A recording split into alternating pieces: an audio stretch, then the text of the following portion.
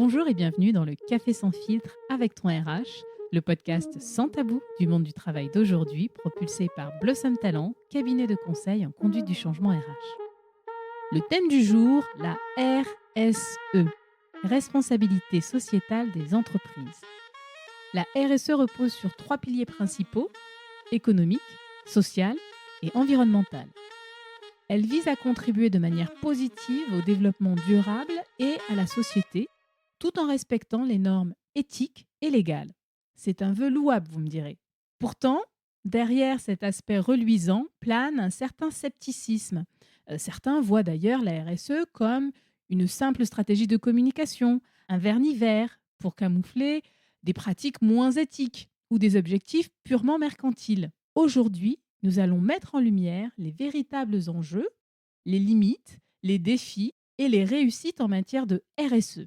Pour cela, nous sommes accompagnés de notre invitée, Catherine Puisieux-Cacpo, formatrice RSE et experte du sujet depuis plus de 15 ans. Elle nous apportera un regard unique sur la RSE en mettant l'accent sur son impact social au sein de l'entreprise. Car après tout, la véritable mesure de la responsabilité d'une entreprise réside en grande partie dans le bien-être de ses employés et dans l'équité de ses pratiques. Alors installez-vous confortablement avec votre tasse de café préférée. L'interview commence maintenant.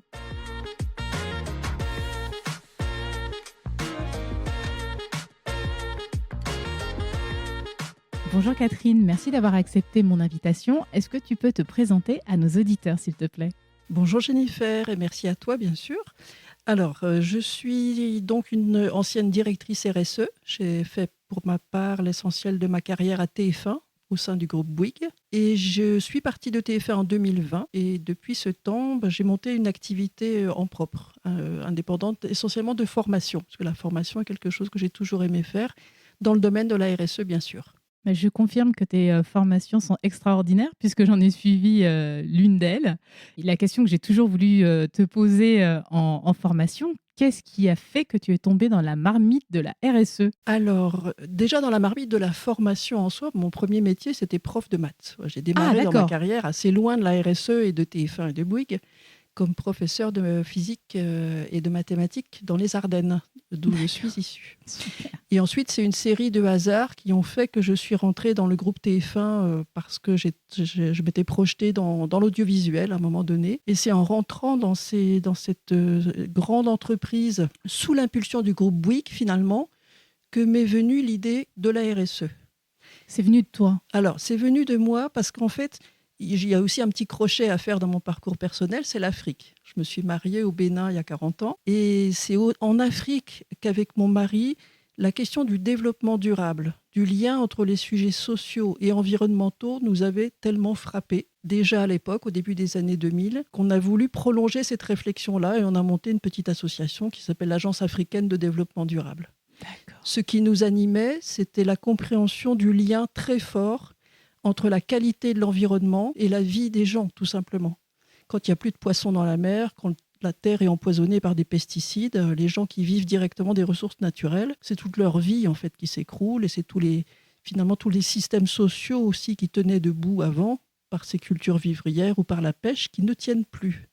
Donc, dans ma tête, j'ai toujours associé le volet social et le volet environnemental. Mais ces sujets de développement durable, moi qui étais déjà dans le groupe TF1 à l'époque, je me dis, mais comment ça s'articule ? Comment est-ce qu'on peut vivre en entreprise ces choses-là ? Il y a forcément une correspondance. Et j'ai trouvé que le groupe Bouygues est très concerné par les enjeux environnementaux Bien sûr. dans la construction et que Martin Bouygues, qui présidait le groupe à l'époque, a demandé à chacun des métiers de se doter d'une politique, on disait, de développement durable. À l'époque, c'est devenu RSE ensuite. D'accord. Et j'ai levé le doigt à TF1. Et voilà comment c'est parti. Super. Comme quoi, il faut oser et aller vers des sujets qui nous engagent.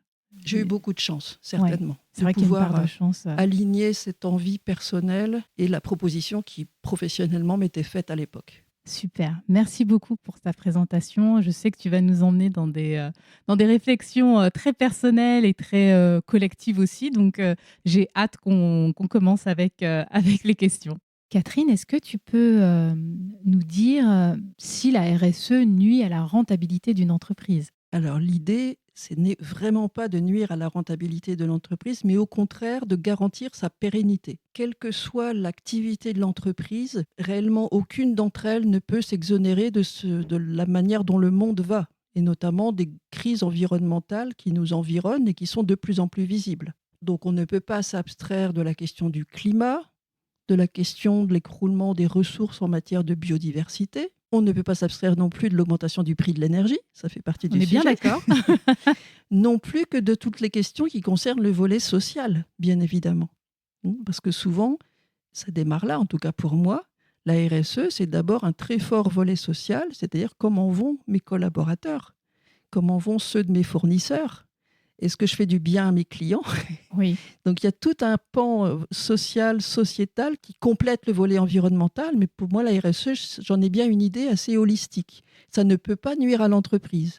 Ça ne peut au contraire que consolider sa vision long terme ou moyen terme, même s'il y a un petit coût probablement ponctuel à court terme. Mais il peut ne pas être important ce coût, en plus j'en suis sûre. D'accord, donc on se fait peut-être une idée fausse sur la question de l'argent et de la RSE. En fait, il faut le voir comme un investissement, si je comprends bien. Même pas nécessairement, parce qu'en fait c'est le terme de RSE, je sais qu'il a un côté rebutant, Oui, parce qu'on entend RSE, on se dit oh là là, c'est complexe, il y a plein de sujets, j'y comprends rien. Or, en fait, c'est la vie qui est comme ça.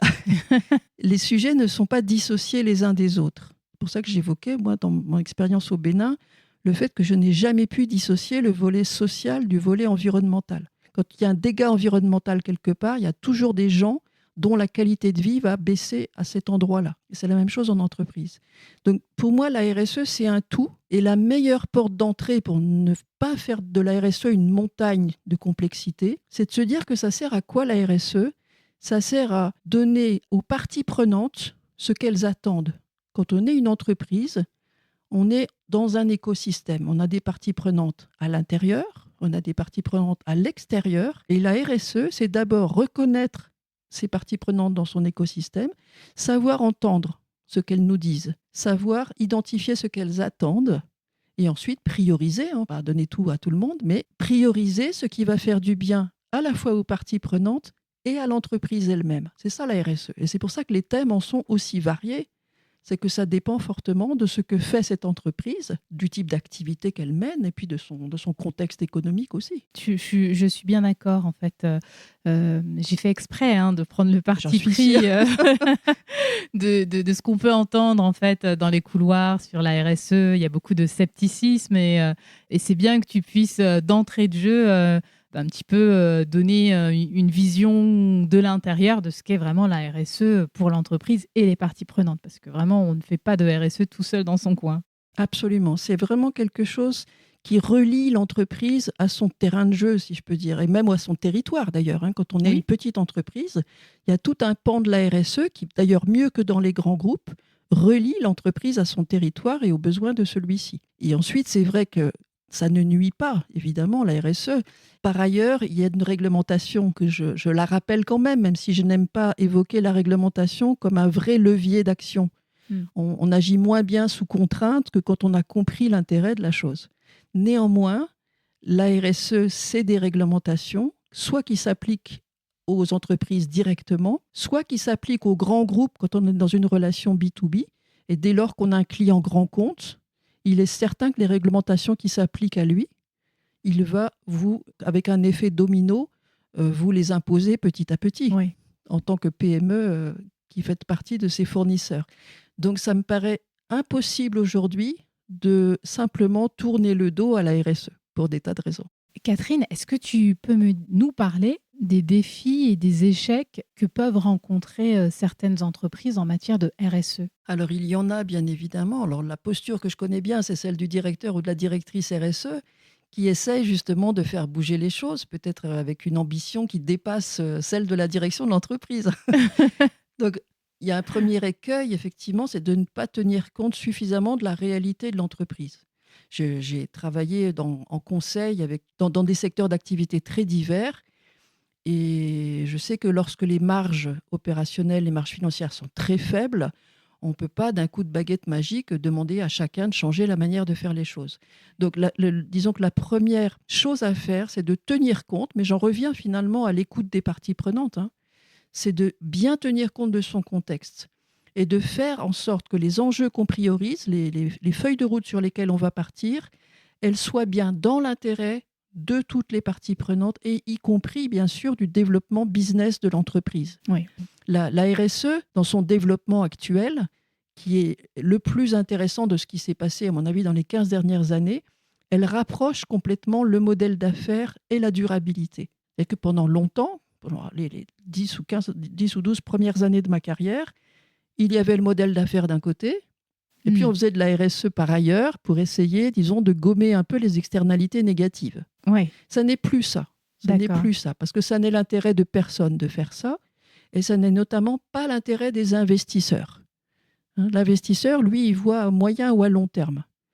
Il sait qu'une entreprise qui ne s'engage pas dans la RSE, elle va finalement déprécier ses actifs à 15 ou 20 ans. Une entreprise qui ne bouge pas sur le climat, il est clair que l'investisseur se promet des actifs échoués à ce stade-là. Il y a un alignement qui est en train de se produire entre les intérêts de la communauté financière, ceux des entreprises et ceux de la durabilité, qui est, à mon avis, le plus intéressant. Donc, c'est très important, au début d'une démarche, si on veut qu'elle réussisse, de choisir les bons enjeux. Ceux qui sont, c'est ce qu'on appelle la notion de matérialité, très importante. C'est la notion de pertinence. Quel enjeu est pertinent pour les parties prenantes et pour mon business, ou pour l'un ou pour l'autre, et idéalement pour les deux. Je reviens sur ce que tu viens de nous partager, Catherine, concernant l'ancienne image de la RSE. Pour beaucoup, c'est simplement un coup de marketing. Qu'est-ce qui a été fait pour un petit peu changer cette image qui est un peu vieillotte, à vrai dire ? C'est vrai. On peut aujourd'hui continuer à faire de la RSE greenwashing, je ne le nie pas. Mais il y a une forte responsabilité aussi des gens qui exercent cette fonction-là, d'être sincères et engagés. On peut difficilement faire cette fonction sans croire à ce qu'on fait. Et elle est compliquée parce qu'elle est très politique, cette fonction. Elle a vraiment une ambition qui est en général de transformer l'entreprise. Donc on sait que ça ne va pas se faire tout seul. Néanmoins, pour donner des éléments un petit peu plus concrets, il n'y a pas d'entreprise qui ne fait rien en termes de RSE parce que tout simplement, j'ai un sujet de cœur et probablement qu'on le partage, Jennifer, c'est la qualité de vie au travail, la santé, sécurité des collaborateurs au travail. Pour moi, c'est la clé, c'est la base. C'est un pan extrêmement important de la RSE que souvent on néglige. Justement, à force de vouloir toujours faire des silos, on associe toujours la RSE au volet environnemental, alors que pour moi, la RSE, c'est basé sur une norme, la norme ISO 26000, et il a essentiellement des volets sociaux au départ. Donc la qualité de vie au travail, l'égalité des chances, le développement professionnel, la relation avec le territoire, la qualité du service aux consommateurs, tout un tas de sujets très sociaux et très sociétaux auxquels moi je suis particulièrement attachée. Il n'y a pas d'entreprise qui ne se soucie pas du tout de ses collaborateurs et de ses clients. En tout cas, pas celles qui veulent rester sur le marché. Exactement. En tout cas. Je suis d'accord avec toi. Du coup, j'ai une question que je trouve intéressante à te poser, c'est de savoir comment on peut mesurer vraiment l'impact social et environnemental des initiatives RSE. Alors, c'est une très bonne question, Jennifer, parce que c'est toute l'actualité aujourd'hui de la RSE, c'est de ne plus se contenter de notions vagues d'importance des sujets, c'est de mesurer les impacts. Et c'est notamment la nouvelle réglementation qui va obliger les entreprises d'une certaine taille à faire un reporting sur ce qu'elles font, mais avec une vraie mesure à la fois de leurs impacts positifs et négatifs. Donc, on va apprendre, les entreprises partent de loin, on va apprendre à mesurer ce que c'est qu'un impact en termes d'étendue. Est-ce qu'il concerne une grande aire géographique ou beaucoup de personnes? Est-ce que l'impact est grave s'il est négatif? Est-ce qu'il est important s'il est positif? Est-ce que l'impact, s'il est négatif, est remédiable ou pas? C'est une part conséquente des nouvelles réglementations européennes sur le sujet. Donc c'est un sujet en devenir. Mais je m'accorde avec toi pour te dire que jusqu'à présent, la mesure n'a pas été très pertinente, ni très efficace, parce que finalement, depuis 20 ans que la RSE a émergé, en tout cas, ça n'est pas la mesure qui a permis de faire des progrès, puisque globalement, tout a empiré. Donc en fait, le sentiment que j'ai, c'est que dans le passé, on était beaucoup sur de la communication. La communication, elle se venge toujours de ce qu'on en fait. Ça explique aussi la mauvaise image que peut avoir la RSE. Comment tu penses qu'on devrait communiquer en RSE ? Alors oui, tu as tout à fait raison. La RSE s'est discréditée elle-même assez souvent de par la communication qui en a été faite. C'est-à-dire que les publicités mensongères, trompeuses, exagérées, effectivement discréditent l'entreprise elle-même finalement, même si parfois ses efforts sont beaucoup plus sincères qu'on ne le pense. Donc la question de la communication sur la démarche RSE est un vrai sujet au-delà des feuilles de route qui sont réellement menées. Donc plusieurs choses au sujet de la communication. D'abord, il faut que les communicants soient formés. Oui. Je ne forme pas que les responsables RSE, mais je pense que les gens de communication ont aussi besoin de comprendre pourquoi on fait tout ça et d'avoir en tête quelques éléments clés qui font qu'on ne peut plus dire telle voiture ou tel avion vous offre quelque chose qui est neutre en carbone. Enfin, des choses comme ça n'ont plus de sens et de toute façon sont désormais interdites en France par l'ADEME. C'est des allégations qui sont interdites. Donc il y a un vrai sujet de formation, déjà pour commencer. Ensuite, c'est vrai, pour que la communication sur les résultats prenne du sens, il faut qu'on le dise tous de la même façon. Donc ça, c'est aussi un progrès. Il faut considérer ça comme un progrès, même si c'est un peu lourd. De la réglementation, c'est qu'on est appelé à faire du reporting au travers de normes. On va tous devoir faire son reporting sur l'environnement, le social ou le sociétal de la même façon, avec un jeu d'indicateurs qui permettent que cela soit comparable. C'est aussi un biais de ce qui existait jusqu'à présent, c'est que finalement, chaque entreprise pouvait raconter un peu les choses à sa façon. On va devoir, dans une communication très normée, au contraire, se mettre en demeure d'être comparable, en tout cas à l'intérieur d'un même secteur.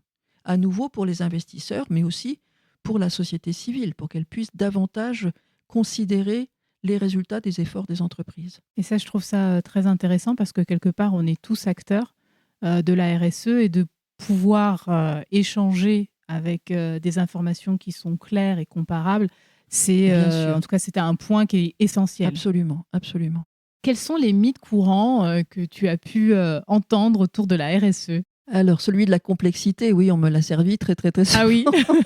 donc, je le redis, pour moi, clé d'entrée, partie prenante, écoute, et ça ne c'est pas ponctuel. Le dialogue avec les parties prenantes, il est mené tout le temps, y compris quand on a démarré son effort. Il faut qu'on sache si ce qu'on fait va dans le sens de ce qui est attendu. Ça va aussi concerner la gouvernance petit à petit, parce que les intérêts de ces parties prenantes-là, il faut les prendre en compte dans la manière même dont l'entreprise conduit ses affaires. Et c'est pour ça qu'on parle de plus en plus de comités de parties prenantes qui viennent au moins amener au plus près de la gouvernance de l'entreprise les sujets qui leur importent. La complexité, c'est effectivement quelque chose, mais à mon avis, c'est juste une question de formation qui fait qu'on peut sauter au-dessus de cet aspect-là. Ensuite, il y a un élément très, très important dans la manière dont ces postes RSE sont habités. Finalement, c'est des chefs d'orchestre. C'est comme ça que ça doit être fait. Et si c'est bien fait, eh bien, assez rapidement, chaque direction dans l'entreprise doit comprendre qu'elle a un rôle à jouer dans la RSE.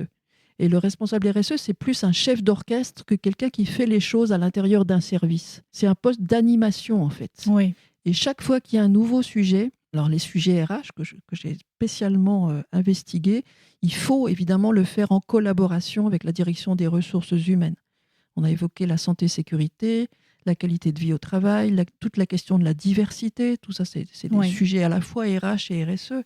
Ton point est particulièrement pertinent. Je pense que des choses sont en train de se mettre en place, notamment quand j'interviens dans certaines entreprises. Je vois de plus en plus de comités de direction où on fait intervenir aussi bien en interne des collaborateurs, quels qu'ils soient, mais aussi on fait intervenir des représentants d'une zone particulière pour pouvoir faire en sorte que le dialogue se fasse. Et ça, je trouve ça extraordinaire. Oui, des ONG. L'expertise des ONG est précieuse en complément de celle des entreprises, bien sûr. Et tu as évoqué les collaborateurs aussi. Justement, il y a une chose qui a émergé dans les 3 dernières années, c'est que les collaborateurs qui sont habités eux-mêmes par des questions d'écologie, de valeurs personnelles, trouvent beaucoup mieux leur place aujourd'hui dans l'entreprise et amènent, ce sont des atouts en fait dans la démarche RSE. Et j'ai vu cette force interne aux entreprises, finalement, se lever, s'organiser. Et elle doit être considérée comme une nouvelle alliée pour la RSE. Je sais que pendant très longtemps, avoir des convictions écologiques, c'était plutôt un fardeau en entreprise, tant que l'entreprise allait dans un sens différent. On est bien d'accord. Ça doit désormais, dans les entreprises qui vont dans le bon sens, Oui. Changer la vie des collaborateurs. Et ils doivent pouvoir trouver d'autant plus de sens à leur travail dans cet alignement. Et à mon avis, c'est vraiment très important. Oui, on a besoin de vous. Catherine, est-ce que tu peux nous dire comment chaque collaborateur peut contribuer à la RSE, même en dehors du contexte professionnel? Mais souvent, en fait, on a des collaborateurs qui sont sensibilisés et sachants Oui. chez eux avant de l'être en entreprise sur les questions d'écologie. Donc, toutes celles et ceux qui ont commencé à reconsidérer leur alimentation autrement, trier leurs déchets, s'interroger sur leurs modalités de déplacement, amènent à l'entreprise quelque chose, en fait. Et souvent, on parle des transféreurs, en fait, de ceux qui amènent ces compétences dans l'entreprise, et maintenant des éco-taffeurs. C'est-à-dire des éco-taffeurs. C'est l'ADEME, la dernière étude de l'ADEME qui amorce cette évolution. Donc, on ne le fait plus justement seulement chez soi, mais on a l'occasion d'amener ces pratiques en entreprise et elles sont bienvenues. Et ça constitue une force d'appui. C'est vrai. J'ai en tête un repas de Noël qui avait été organisé l'année dernière et c'était un repas vegan. Je n'ai jamais fait de repas de Noël vegan jusqu'à 2023. Et c'était proposé par des collaborateurs ? Oui, c'était pour répondre aussi à des attentes des collaborateurs qui ont ce besoin et cette conscience aussi que l'alimentation, la façon dont on consomme est importante. Bien sûr, bien sûr. Alors tu as vu probablement aussi s'organiser les collectifs, essentiellement dans les grands groupes. Je crois qu'il y a plus de 200 collectifs maintenant, des collaborateurs qui s'auto-organisent à l'intérieur des entreprises pour dynamiser les démarches quand ils trouvent que ça ne va pas assez vite. D'accord. Donc il y a aussi beaucoup de savoir-faire et c'est aussi intéressant sur le plan de l'organisation parce que finalement, c'est des organisations, ces collectifs très agiles. Il n'y a pas de chef, il n'y a pas de hiérarchie. Oui. On fait par l'expérience. Ça m'a beaucoup intéressée en observant justement et en faisant un rapport sur ces collectifs en entreprise qui m'ont semblé très innovants et très intéressants à plus d'un titre. Oui, tout à fait. Et il y en a de toutes sortes. Là, maintenant que tu en parles, je me rappelle d'un collectif autour de la diversité. Oui. Et c'est assez surprenant. Des collectifs aussi qui se sont créés autour des travailleurs ukrainiens arrivés récemment en France pour leur proposer des emplois, voir quel emploi serait disponible et qu'on pourrait leur proposer. Tout ce type d'initiatives qui sont quelque part issus de l'actualité et de la société de façon générale. Tout à fait. Mais ça illustre en fait le besoin de continuité entre sa vie personnelle et sa vie au travail. Très longtemps, on a dû laisser une part de soi à l'extérieur de l'entreprise, tu le sais bien, y compris des parts de son identité, voir comment les questions LGBT ont souvent été, je pense à ce critère de discrimination, mais ça pourrait être d'autres. Comment la moitié des personnes concernées par une orientation sexuelle différente ne peuvent pas le dire en entreprise. Encore aujourd'hui, ça doit changer pour amener un plein épanouissement de chacun en entreprise. Donc, il en va ainsi aussi des convictions citoyennes des uns ou des autres. Bien sûr. Du moment que ça respecte des valeurs collectives, évidemment. Je suis d'accord avec toi et j'espère que ce n'est que le début. Oui, de toute façon, si on ne va pas vers ce type de possibilités en entreprise, il y aurait une désaffection de plus en plus grande vis-à-vis du monde du travail. Je n'imagine pas que, comme Emma qui est avec nous aujourd'hui, qui est jeune, qui s'apprête à rentrer dans le monde du travail, un monde du travail qui ne serait pas inclusif et ouvert, est-ce que ça représenterait quelque chose d'aspirationnel ? J'ai du mal à le croire. Donc c'est aussi très important, mais ça fait partie de la RSE. C'est un volet pour moi aussi essentiel. Avant même de parler de transition écologique, pour moi, il y a des prérequis dans l'entreprise. C'est qu'on s'y sente bien, en sécurité, en situation d'être inclus, de pouvoir exprimer son point de vue, de pouvoir aligner ses convictions personnelles et son travail. Comment pourrait-on imaginer engager les collaborateurs dans la transition écologique si, au premier chef, ils ne sont pas bien ? Tout simplement, ils ne se sentent pas bien traités. C'est la première chose sur laquelle il faut mettre de l'énergie. On est bien d'accord. Je pense aussi. Oui. Comment peut-on encourager les auditeurs qui sont encore sceptiques, j'espère qu'il y en a De moins en quasiment moins. plus, à approfondir leurs connaissances sur la RSE? Peut-être d'abord partir positivement en regardant ce qui se fait déjà dans leur entreprise. Je l'ai dit tout à l'heure, j'en suis absolument convaincue, il n'y a pas d'entreprise qui ne fait rien. Donc déjà, peut-être repérer ce que l'entreprise fait en matière de documentation pour comprendre ce que c'est que la RSE. Bon, c'est très simple, il suffit de chercher un petit résumé de ce que c'est que la norme ISO 26000. D'accord. C'est Commencez une par norme. là. Voilà, ne lisez pas les 100 pages de la norme, d'ailleurs, c'est pas si accessible que ça, mais simplement un petit document sur le site de l'AFNOR qui vous dira quel en est l'esprit. Très bien. Moi, je tiens à ces fondamentaux de la RSE qui sont inscrits dans la norme, parce qu'effectivement, on peut trouver beaucoup de littérature sur le sujet, mais aussi des choses qui s'écartent de l'esprit de la norme. Moi, je n'ai pas de vision climato-centrée, par exemple. Je ne suis pas pour foncer sur les bilans carbone, les outils. Il faut le faire. C'est un risque existentiel, le climat. Donc, il faut absolument s'en occuper. Mais peut-être pas avant d'être sûr qu'on a quelque part mis en place cette vision globale de l'importance des enjeux, du repérage des forces, des alliés, des attentes, qui est un préalable à toute action efficace ensuite. Et donc voilà, la norme ISO 26000, elle dit ça, vision holistique, interdépendance des enjeux. Donc c'est un bon point de départ. En dehors de la norme ISO 26000, alors il y a beaucoup de littérature sur la RSE maintenant. D'ailleurs, on l'appelle de moins en moins RSE parce qu'on sait que ce terme-là, ça hérisse un petit peu. Oui. C'est assez. Je reconnais moi-même que je l'abandonnerais volontiers. Donc, on va parler de durabilité des entreprises. D'accord, durabilité des entreprises. Voilà, plutôt. Ou d'entreprises contributives. C'est là que je voulais vous amener un ouvrage qui est porté par Fabrice Bonifay, Céline Puffardichvili, sa comparse. Donc c'est un livre plein d'optimisme, aussi sans égard non plus, parce qu'il assène les vérités qui sont celles du jour sur le climat et la situation du monde aujourd'hui, dont l'habitabilité pour les humains est menacée, il ne faut pas se mentir là-dessus, mais avec une vision assez roborative. Voilà, lisez l'entreprise contributive. D'accord, ça vous donnera déjà quelques idées. Super, merci beaucoup pour ces recommandations. Nous arrivons bientôt à la fin du podcast. Catherine, est-ce qu'il y a une question que je ne t'ai pas posée et que tu aurais aimé que je te pose? Peut-être reparler à nouveau des directions des ressources humaines et de leur rôle dans cette transition qu'on doit mener. Parce que j'ai l'impression, d'abord, je vois que les DRH s'intéressent de plus en plus à la RSE. Je sais aussi qu'ils ont une charge de travail conséquente et qu'ils ne feront pas de la RSE à 100%, j'en suis sûre. Mais j'aimerais bien tout de même contribuer à ce qu'il y ait de plus en plus de rapprochement entre RH et RSE. Parce que l'avenir de l'entreprise, c'est aussi l'évolution des compétences. Bien sûr. C'est aussi la transformation des métiers. C'est aussi l'évolution du management. On n'aura pas d'entreprise contributive avec un management du XXe siècle. Tout ça, ça se transforme aussi grâce au RH. Oui. Et donc, je pense que c'est deux directions qui ont de plus en plus à faire ensemble.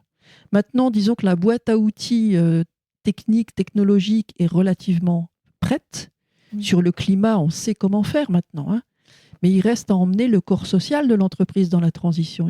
Il reste à mobiliser les employés, les managers. Donc, c'est aussi beaucoup de travail de formation, de sensibilisation avant ça.